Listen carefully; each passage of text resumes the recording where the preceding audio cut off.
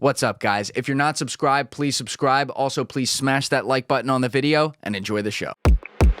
You know, there's one story, I think, that in Stone's documentary where he talks about Curtis LeMay was physically there and smoking a cigar. And the autopsy assistant, Humes tells the autopsy assistant, "What the hell is that smell? Go, you know, tell them to put that damn thing out." He walks over to Curtis LeMay. It's a victory cigar. And LeMay blows the smoke in his face. Yeah.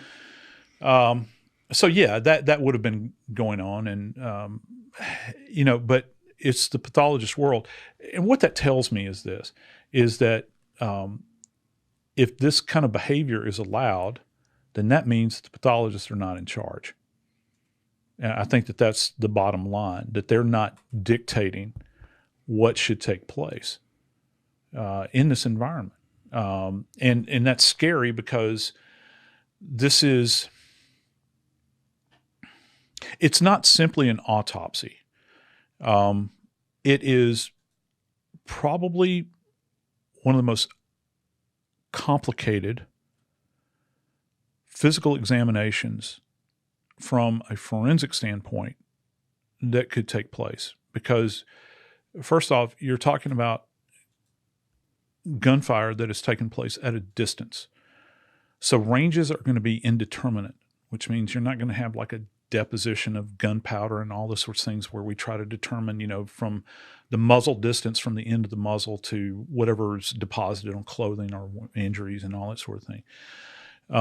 You're not going to have any of that that's present. So you're really going to have to put your thinking cap on when you're assessing even the slightest injury that may be presenting before you on the president's remains. And to have this kind of distraction at this moment in time, because you can just imagine, you know, just think about the scene at this moment in time, because you've got people talking to one another. Mm-hmm. You've got people getting up and moving around. There might be people that get up out of the stands, walk over there to look to see what's happening. You've got, and not to mention the technicians that are there. You've got photographers that are walking around. You've got a diener that's there, the autopsy assistant. You've got these two physicians. Then Finck shows up. He's there. So you've got all of these players that are entering onto the stage in this environment. And there's no closed circuit TV? No, none whatsoever. And they want to see, because they're there for that reason. Yes. They want to see, they want to bear witness to it. Now, what their motivations are individually, I have no idea. I mean, why would a 4-star general need to be present at the president's autopsy? What would be the purpose of that?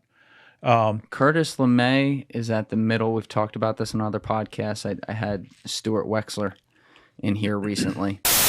I have like 4 theories that I bat around. Just to reiterate, what are those for? Okay. Pentagon, broadly speaking, anti-Castro, much more localized organized crime that could go to some of the people surrounding an organized crime like Bonanno, and the coup in Dallas, Scorzani-Lafitte plot. What if it's a mix?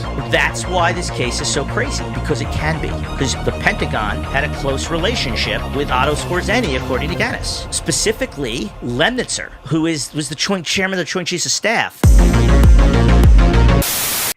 And he came up again, like, because obviously, like, he was heavily involved in the Defense Department, was a high-up military guy, and you look at what his history is with some other things. You know, this is a guy at the middle of some of the UFO stuff. He's in the middle of this Kennedy shit, and the historians around the case who look at this and look at it more like Danny Jones had on John Newman, who's like probably the most renowned historian at this point on the case in existence. And he said, quite simply, it's a coup d'etat.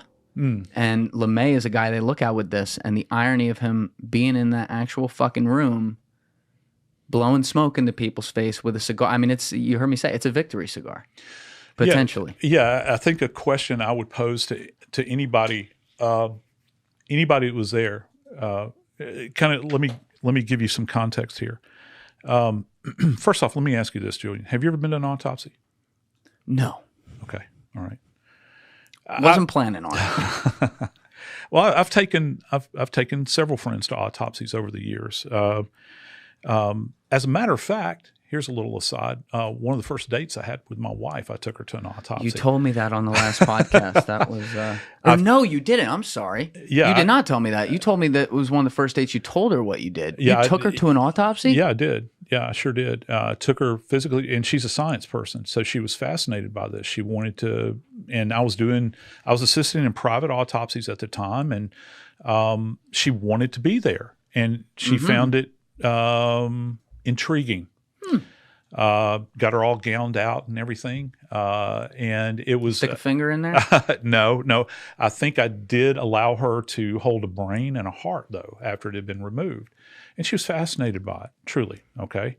However, I took my little brother. I think when he was 18 years old, he was dying to go to an autopsy, and got him all gowned out. Took him to the autopsy, and as soon as I'd opened the head and got the striker saw out, which is that high pitched sounding saw, and I placed it to the skull, and it makes that high pitched sound that ee, and bone dust is flying everywhere. I was working with the forensic pathologist there, and she was from Great Britain. I'll never forget it. And she points with, she's got this long sectioning knife that looks like a big butcher knife in her hand, and she says, "Oh dear, your brother," he's down. And he's laying on the floor. I've had cops pass out at autopsies, all of these sorts of things. And as hilarious as that is, as funny as it is, I have to ask myself this question. How many other autopsies had any of these people ever been to? And why do you select this particular autopsy to attend?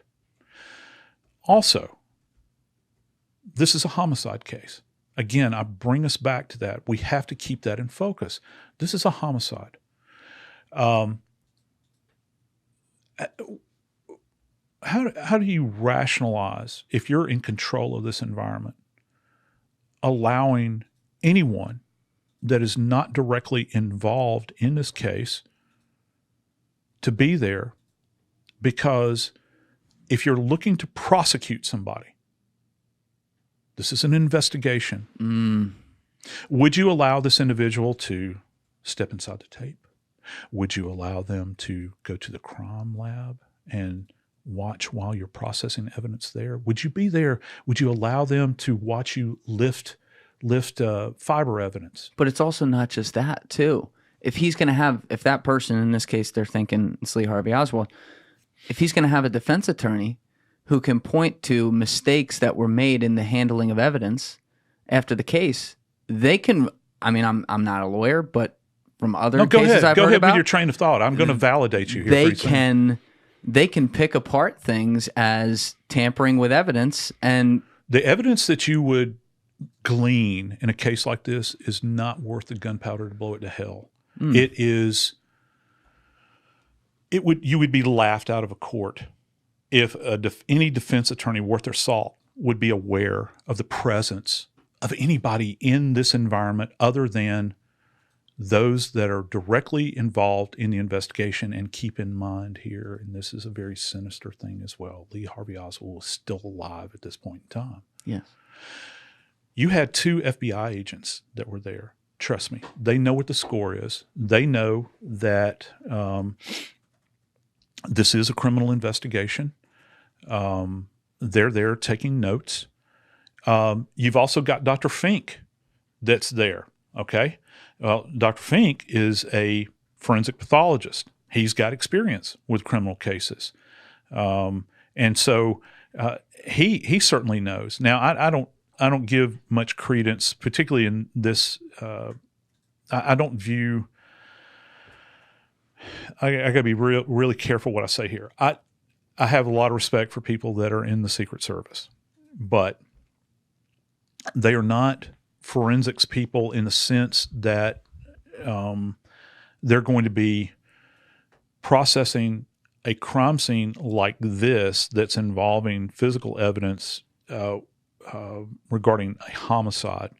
Now, they're fine investigators, particularly when it comes to currency and those sorts of issues, and they understand basic issues when it comes to chain of custody, preservation of evidence, all those sorts of things. But for me, just the fact that you have all of these people in this autopsy suite while the President of the United States is being prosected